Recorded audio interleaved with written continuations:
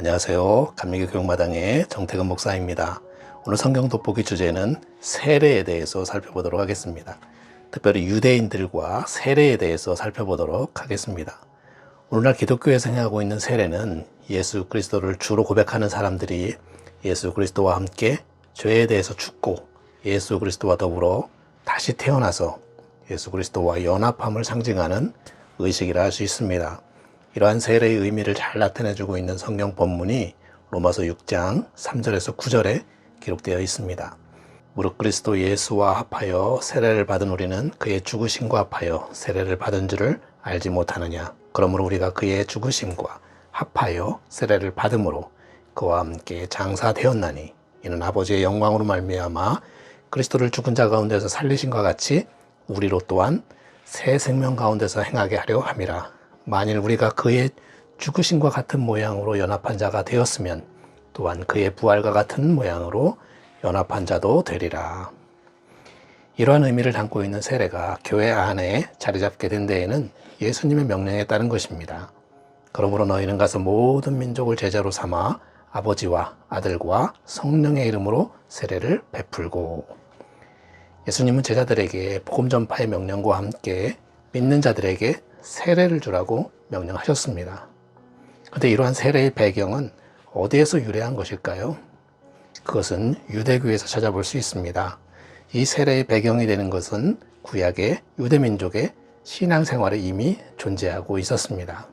구약 성경을 보면 하나님 앞에 나아갈 때에 반드시 물로 깨끗이 씻는 의식을 가졌습니다. 이런 의식은 인간이 스스로 깨끗함을 보이고자 하는 것이라기보다는 하나님의 지시와 명령에 의해 행해진 것들입니다.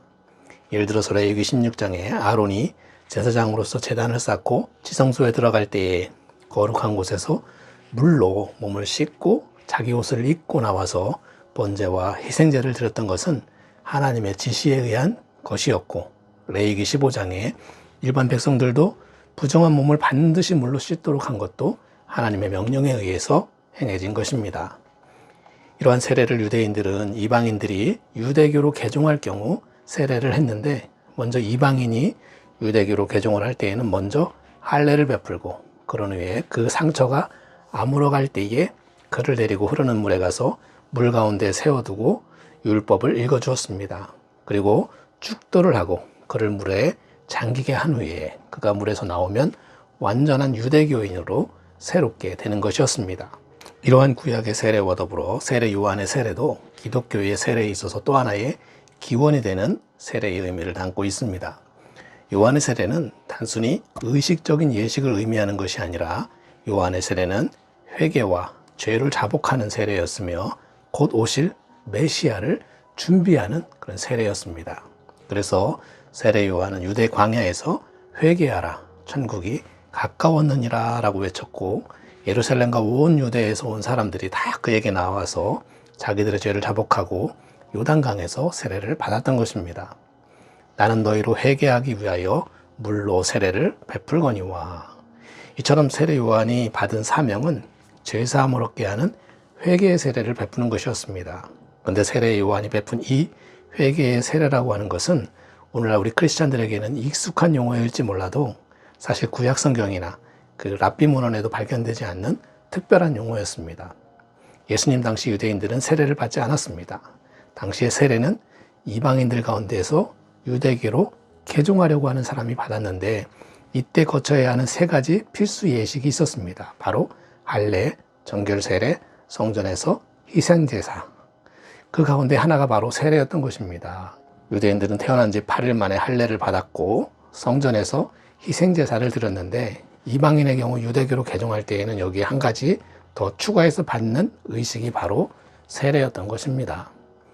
유대인들은 이방인을 부정하게 여겼기 때문에 그들이 유대교로 개종을 하려면 과거에 부정한 것을 씻는 의식으로서 세례라고 하는 추가적인 의식을 요구했던 것입니다. 유대인들은 스스로를 하나님의 백성이라고 여겼고 이미 할례를 받았기 때문에 굳이 세례를 받을 필요가 없다고 생각했던 것입니다. 그런데 세례 요한이 베푼 이 회개의 세례는 유대인이나 이방인이나 구별 없이 행해졌는데, 세례 요한은 유대인들도 죄를 고백하고 회개의 세례를 받도록 했는데, 이것은 당시 이스라엘 사회에서는 처음 있는 일이었습니다. 세례 요한에게 있어서 자연적인 태생, 즉 육신적인 혈통은 그다지 중요하지 않았기에 그는 유대인들도 이 회개의 세례를 받아야 함을 강조했습니다. 세례 요한은 다가오는 하나님 나라의 관점에서 회개를 촉구하는 가운데 세례 의식에 대한 새로운 그런 의미를 부여했던 것입니다. 이러한 세례 요한의 세례에 대해 시비 거는 사람들이 있었습니다. 바로 제사장들과 레위인들이었습니다. 내가 만일 그리스도도 아니요 엘리야도 아니요 그 선지자도 아닐진데 어찌하여 세례를 베푸느냐. 근데 이 본문을 보면 유대인들이 세례가 이방인들이 유대교로에 개종을 할 때에 받는 의식으로서 이방인들이 받아야 하는 것인데 왜 유대인들에게 주느냐 묻는 그런 취지가 아니었습니다. 지금 질문의 의도는 세례받는 사람들을 문제시하는 것이 아니라 세례를 주는 요한의 자격을 묻고 있는 것입니다. 그렇다고 해서 제사장도 아닌 주제에 세례를 주느냐 그렇게 따지는 것도 아닙니다. 만약 그랬다면 제사장도 아닌 내가 왜 세례를 주느냐 그렇게 물었을 것입니다. 대신에 그들은 요한의 신분을 그리스도, 엘리야, 선지자와 같은 특정 인물을 지칭하면서 그런 인물이 아닌데 어찌 세례를 주느냐고 물었던 것입니다. 그럼 그들이 말하는 이 세 인물들의 공통점은 무엇이었습니까? 모두 다 마지막 때에 오시는 메시아와 연결되는 인물입니다. 먼저 그리스도는 예수님을 지칭하는 고유한 이름이 아니라 기름 부은 자라는 뜻의 헬라어로 메시아를 의미합니다. 그리스도는 예수님의 고유한 이름이 아니라 기름 부은 자라는 뜻의 헬라어로 메시아를 지칭하는 것입니다. 예수님 당시에 예수라는 이름은 흔한 이름이었기 때문에 특별히 메시아임을 강조하기 위해 그리스도 예수 혹은 나사렛 예수라고 부른 것입니다. 다음으로 엘리야는 죽음을 맛보지 않고 승천한 인물로 말라기 선지자의 예언을 보면 보라 여호와의 크고 두려운 날이 이르기 전에 내가 선지자 엘리야를 너희에게 보내리니 라고 했는데 유대인들 사이에서는 메시아 도래전에 엘리야가 다시 올 것이라는 그런 인식을 가지고 있었습니다. 그 다음으로 그 선지자라고 지칭한 이유는 에스겔과 스가랴 선지자가 하나님이 보내실 메시아는 물세례를 베풀 것이라고 예언했기 때문입니다. 내가 너희로 열국 중에서 취하여 내고 열국 중에서 모아 데리고 고토에 들어가서 맑은 물로 너희에게 뿌려서 너희로 정결케 하되 곧 너희 모든 더러운 것에서와 모든 우상을 섬김에서 너희를 정결케 할 것이며 또 새 영을 너희 속에 두고 새 마음을 너희에게 주되 너희 육신에서 굳은 마음을 제하고 부드러운 마음을 줄 것이며 에스겔 선지자는 새로운 지도자를 보내주어 이스라엘을 회복시킬 것이라는 내용을 34장부터 예언하고 있습니다. 하나님이 직접 이스라엘을 세우고 새 영을 부어 주신다는 것입니다. 특별히 맑은 물로 모든 죄악을 씻어서 정결케 할 것이라고 그렇게 말하고 있습니다. 스가랴 선지자는 더 명확하게 예언하고 있습니다. 그날에 죄와 더러움을 씻는 셈이 다윗의 족속과 예루살렘 거민을 위하여 열리리라. 만군의 여호와가 말하노라. 그날에 내가 우상의 이름을 이 땅에서 끊어서 기억도 되지 못하게 할 것이며 거짓 선지자와 더러운 사귀를 이 땅에서 떠나게 할 것이라. 세례 요한의 세례는 지금 성전에 들어가기 위한 정결례나 유대교로의 개종의식으로서의 세례를 행한 것이 아니었습니다. 그동안에 범했던 온갖 죄악들을 씻으라고 했던 것입니다.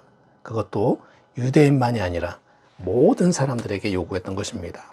당시 제사장들은 모든 민족을 위한 범민족적인 세례는 메시아가 와서 줄 것이라고 믿고 있었는데 요한이 지금 그러고 있으니 네가 메시아인지를 밝히라고 요구한 셈이었습니다. 특별히 세례 요한은 천국에 가까웠느니라 회개하라라는 메시지를 전하면서 세례를 받으라고 했기 때문에 더더욱 의심을 받을 만했습니다. 물론 세례 요한이 자신을 메시아라고 또 말라기 선지자가 예언한 다시 올 엘리야라고 생각해 본 적은 없었습니다. 그러나 세례 요한은 메시아의 도래가 곧 임박했음을 분명히 확신했습니다. 그래서 이사야 선지자가 주의 길을 곧게 하라고 광야에서 외치는 자의 소리라고 예언한 대로 행했던 것입니다. 오늘날의 세례는 구약 성경에 기록된 성전의 정결례나 유대교에서 행하는 이방인의 개종을 위한 예식과는 다릅니다. 오늘날의 기독교의 세례는 예수 그리스도의 사람이 되는 결정적인 사건이라 할 수 있습니다. 세례는 자신의 죄를 회개하는 것과 하나님의 용서를 받는 그런 예전이라 할 수 있습니다. 세례는 새로운 피조물로서의 탄생을 의미하며 세례는 그리스도인 공동체의 일원이 되게 하는 의식이라 할 수 있습니다. 지금까지 세례에 대해서 특별히 유대인의 세례와 세례 요한의 세례에 대해서 살펴보았습니다. 감사합니다.